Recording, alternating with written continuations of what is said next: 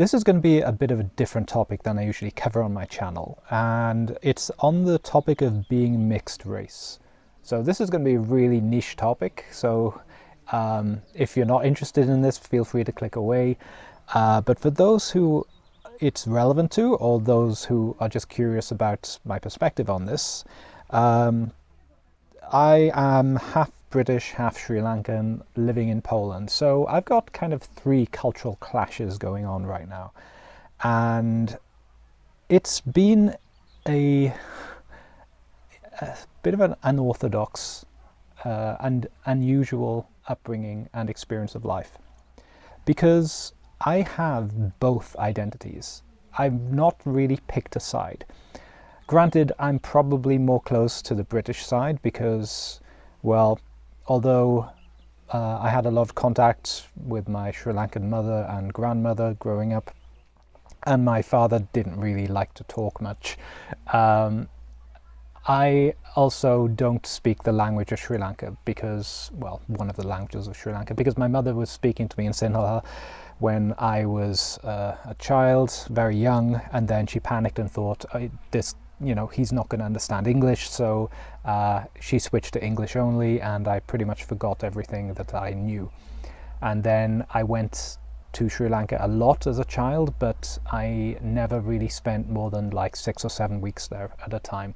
So my ability to integrate into the language was very limited. I would basically sit and not understand stuff, which is kind of good practice for living in Poland, since I've been here 6 years and I still don't understand fluently everything that's said.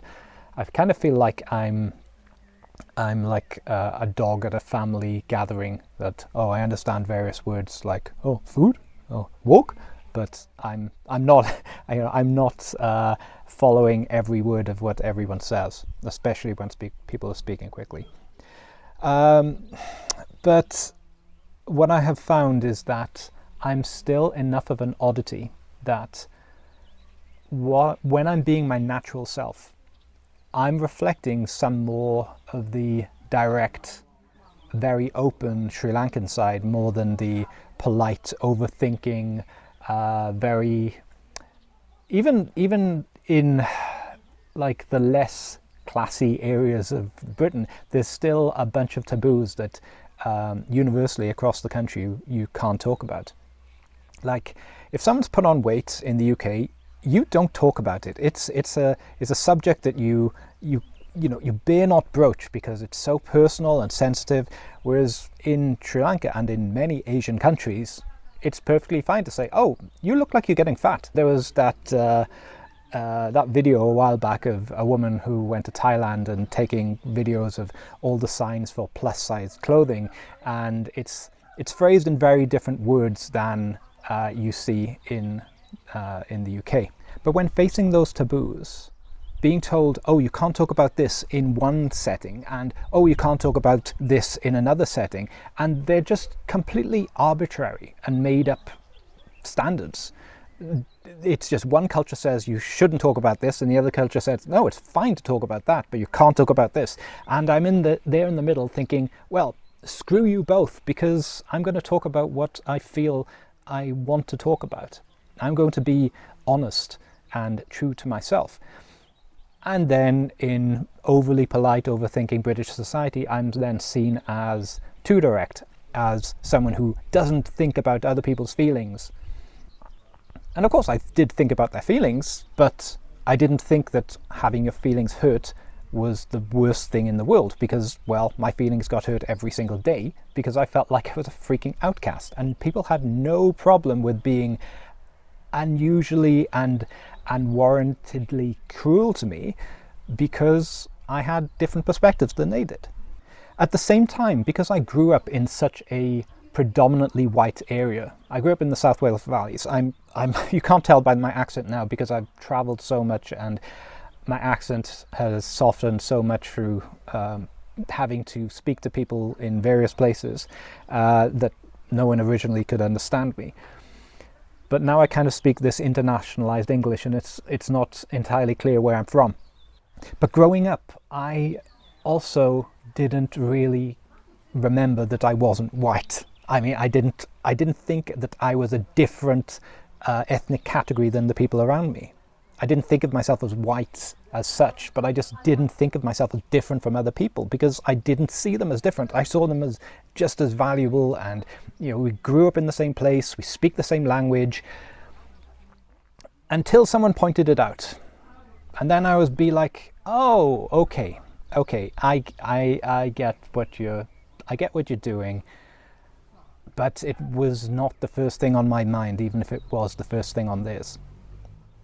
And I think this places me at odds a lot with US culture whenever I've been in the US, because that is a culture that's so race conscious. Like, I can't remember what movie it was, and I think it was Samuel L. Jackson that said this, and I'm probably getting this completely wrong, but there's the phrase, "You don't see me as a man, you just see me as a black man."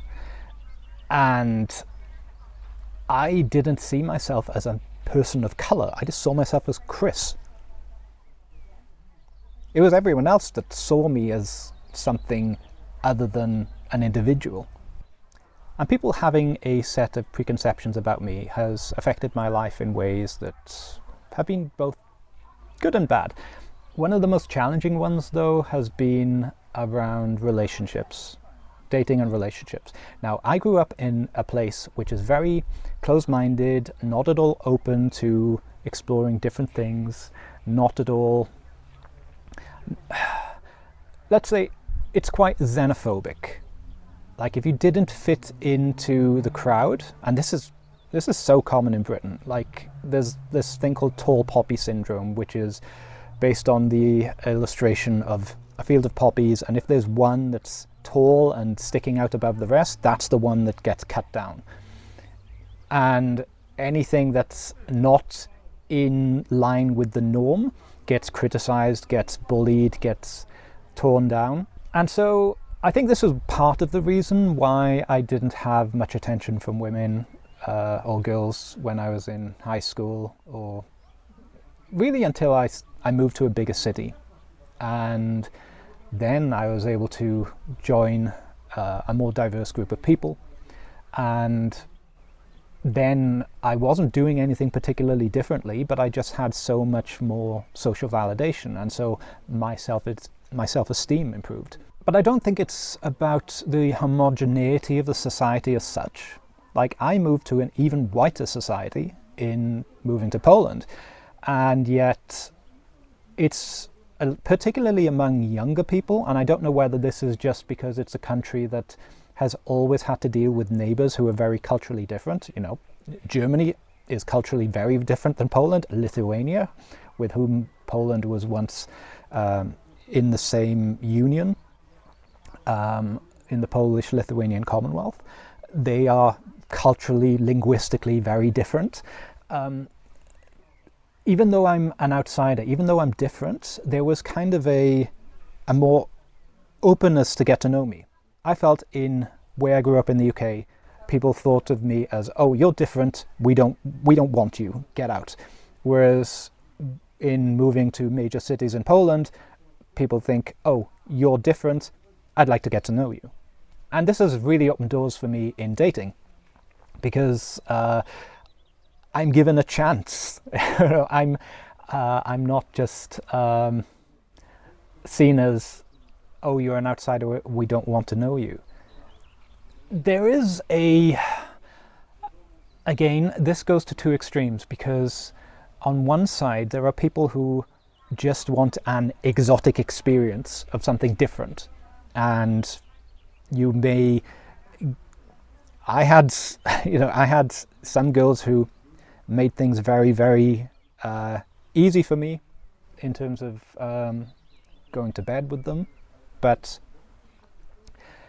they didn't see me as long-term material. Even though I was very, very focused on, I want a long-term relationship, I want a girlfriend, they couldn't see themselves with someone who wasn't a nice, quiet Polish boy. And I would never be that. When I went to Brazil to learn to dance, I had a similar experience in the UK. And this is why I think Freud was right about the Oedipus and Electra complexes, because girls where I grew up in high school, they wanted to settle down with someone who basically was like a younger version of their dad. And in the UK, in South Wales, in the valleys, I didn't look like anyone else's dad. But in Brazil, being this ambiguously brown color, I looked like a lot of people's dad. And Tinder there was very good for me. But still, I think there is this hesitation about a guy who is not in the same cultural bounds about anything long term. One of the objections to relationships with larger age gaps is, oh, what could you possibly have in common with this person? You didn't grow up watching the same cartoons, you didn't come from the same place. But I am living I'm from two different cultures, I'm living in a third culture. What do I have in common with anyone? And well, it's really, really random, the people that I develop deep connections with. And in the case of my girlfriend, there is quite a large age gap, and we didn't grow up watching the same cartoons. We didn't grow up speaking the same language, but we are both intellectually very similar. We have similar values. We have similar family dynamics. And so the relationship works because of that, not just because we are in a similar age cohort. There are things that matter so much more for a long-term relationship than an arbitrary set of demographic criteria. You can have people who are in the same cohort in terms of age, but who are completely different people. I don't think I've got anything common with the people I went to school with. I didn't have anything in common with the girls I went to school with. And I look at them now and think, wow, not putting them down or anything, but I'm so glad the girls I had crushes on back then, it didn't work out with them, because their trajectory of life was just so different than mine.